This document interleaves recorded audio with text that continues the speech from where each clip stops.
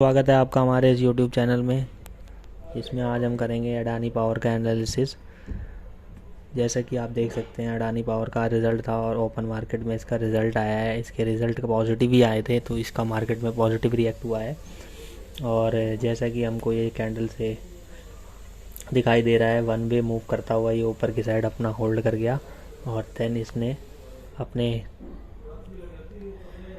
अपने लेवल्स अपने लेवल्स के आसपास इसने एक ब्रेकआउट दिया और ये ब्रेकआउट देने के बाद ऊपर के लेवल पे सस्टेन कर गया। थोड़ा सा रिट्रेस होने के बाद जस्ट इसने अपनी चलिए दोस्तों, इसको हम देख लेते हैं वन डे के टाइम फ्रेम पे इसने कैसे रिएक्ट किया है। और इसने अपना वन डे में इसने अपने एक रेजिस्टेंस और सपोर्ट के आसपास इसने ब्रेकआउट दिया और इस 300 का लेवल हुआ करता था इसका रेजिस्टेंस। इसने अपने रेजिस्टेंस को ब्रेकआउट करते हुए एक पावर कैंडल का ब्रेकआउट दिया, देन एक रेजिस्टेंस लेते हुए एक रिट्रेसमेंट के बाद इसने एक हाई मारा और अपने पीक हाई के आसपास अभी ये ट्रेड करता हुआ दिखाई दे रहा है, जिसमें कि अभी एक रेजिस्टेंस जोन इसका नज़र आ रहा है। 340 से 50 के आसपास इसका रेजिस्टेंस जोन है। 340 से 350 के आसपास इसका रेजिस्टेंस जोन है और अपने ये पीक हाई के आसपास ट्रेस कर रहा है। यहाँ से थोड़ा सा रिट्रेसमेंट आने के बाद अगर ये निकलता है देन इसको परचेज करेंगे और इसके नेक्स्ट टारगेट 360 और 380 के नेक्स्ट टारगेट इसके दिखाई देंगे, हो जाएंगे इसके नेक्स्ट टारगेट।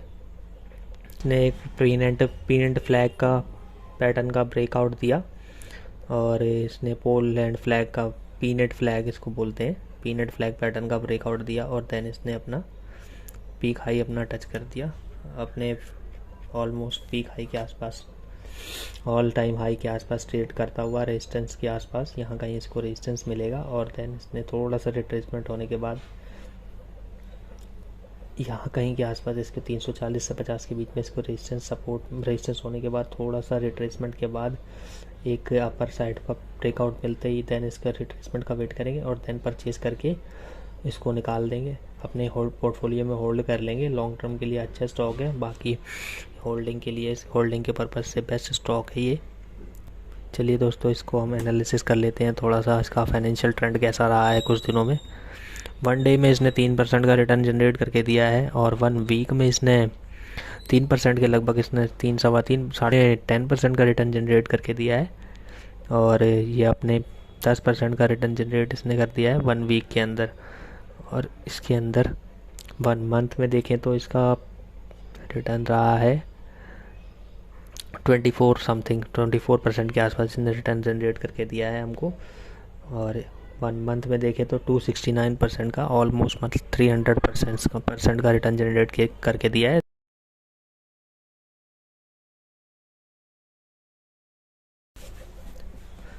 250% बना दिया है पैसा हमारा और ऑलमोस्ट 5 ईयर्स में इसने 100 टाइम्स पैसा को बना दिया है अपना। और इसमें अगर देखा जाए तो मैक्सिमम रिटर्न 239% के मिले हैं और एसआईपी में अगर आप करते हैं इसमें तो आपको 2020 के आसपास तक तो कोई रिटर्न कुछ खास नहीं मिलता, बट उसके बाद जब इसने अपना ब्रेकआउट दिया उसके बाद इसमें अच्छे रिटर्न जनरेट होने शुरू हुए हैं। 2021 के आसपास सितंबर में इसने अच्छा ब्रेकआउट दिया और देन यहाँ से इसको एक बूम मिला, अच्छे खासे इसने हाइस दिखे अपने 600% के आसपास इसने रिटर्न जनरेट करके दिया है एसआईपी में भी। चलिए दोस्तों, थोड़ा सा फाइनेंशियल ट्रेंड देख लेते हैं, इसका क्या स्ट्रक्चर है, कितना एक्सपेंस और फाइनेंशियल इसकी बैलेंस शीट देख लेते हैं एक बार। के अंदर टोटल रेवेन्यू हमारा हर साल बढ़ता हुआ दिखाई दे रहा है, 28,000 31,000 करोड़ एंड हर साल इसका रेवेन्यू बढ़ता गया है। और इसकी नेट इनकम देखें तो पहले नेगेटिव हुआ करती थी, तो देन इसके बाद 2021 से इसकी नेगेटिव से पॉजिटिव में जनरेट हुआ और देन इसने अच्छे रिटर्न जनरेट करके दिए आपको। अब इसकी 4,911 करोड़ की इनकम है फाइनेंशियल ईयर 2022 में।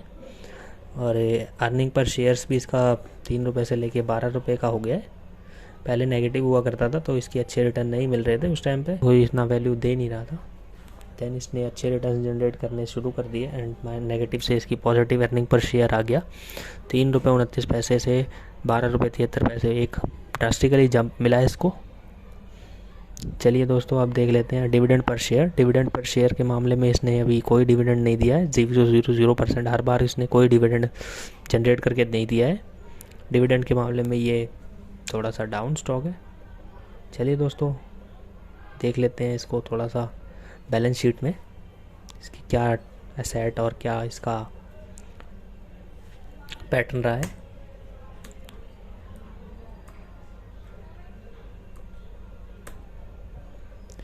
इसकी बैलेंस शीट के अंदर देखें तो इसमें हर साल इसकी एसेट्स बढ़ती हुई नज़र आ रही हैं, करंट एसेट्स, और टोटल एसेट भी इसकी हर साल बढ़ती हुई नज़र आ रही हैं। करंट एसेट में इसकी हर साल बढ़ती हुई नज़र आई है 65,752, एंड हर साल इसका 81,000 टोटल एसेट्स है करोड़ की, 75,000, 67,000।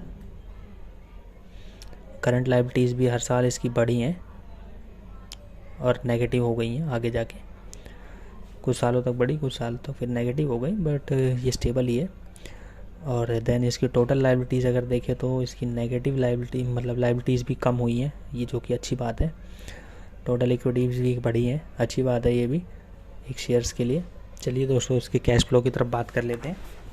कैश फ्लो भी इसका पहले 2019 में इसका नेगेटिव कैश फ्लो हुआ करता था, और 2020 में इसका पॉजिटिव कैश फ्लो आया, 2021 में इसका फिर नेगेटिव आया। और देन इसका फ्री कैश फ्लो चेक करते हुए हम देख लेते हैं, जैसे इसमें फ्री कैश फ्लो इसका बढ़ता हुआ नज़र आ रहा है, मतलब कंपनी के पास 6,798 करोड़ का कैश फ्लो है फ्री। देन प्रमोटर होल्डिंग्स की बात करें तो इसके अंदर प्रमोटर्स की होल्डिंग स्टेबल रही हैं।